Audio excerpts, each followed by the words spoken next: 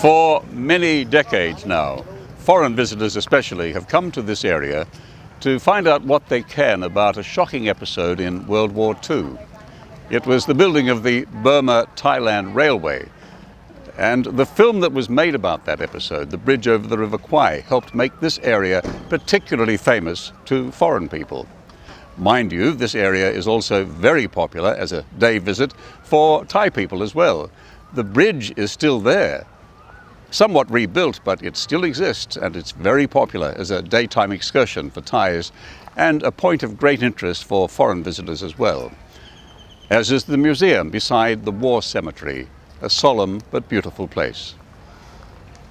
What is perhaps less known is the fact that part of the railway line still exists, and you can take a day trip on it. It's something well worth doing for the beauty of the scenery as well as the significance of the remarkable history associated with this railway line here at Kanchanaburi.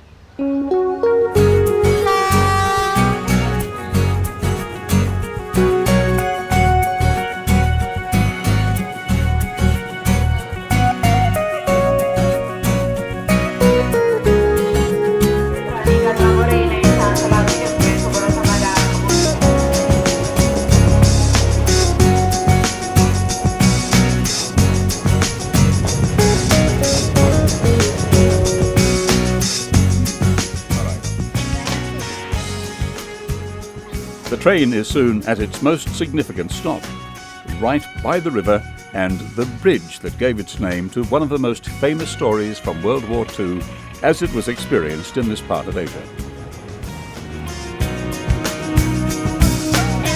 There are always passengers keen to make the crossing by train or on foot on the bridge over the River Kwai.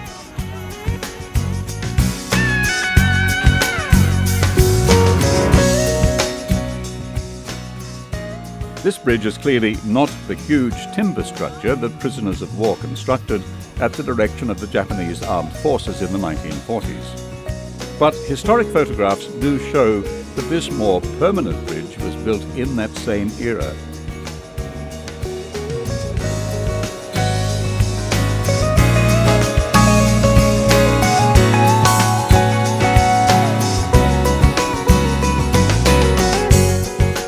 And was heavily bombed in Allied airstrikes.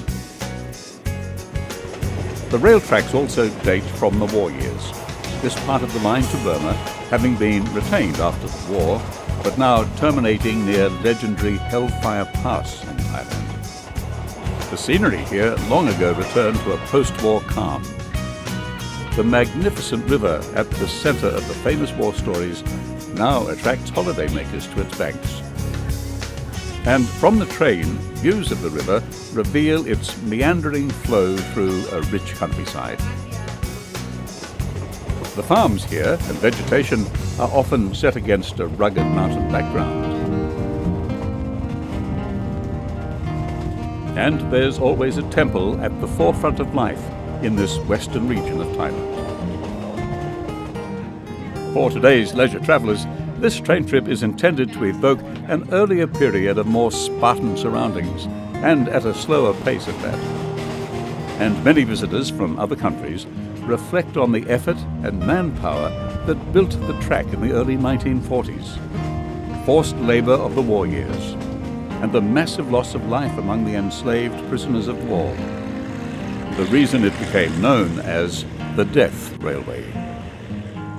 There are stops too for those who would linger by the river, and for others who have arranged to enter the countryside on foot and to investigate caves in the escarpment nearby. For travellers from countries where train travel is really quite luxurious, travelling on this in fairly hard wooden chairs is an authentic experience. We've arrived at Nam Tok, meaning waterfall, but the M, I see, has been inverted along the way. But these are the little things that make travel in a country other than your own a very interesting experience. The train now returns to Kanchanaburi, and it's an area that any visitor to Thailand should really make note of and be a part of for a few days. The train trip at Kanchanaburi is a piece of living history, a story that reaches into the psyche of many travellers, Asians and Europeans, Australians and Americans.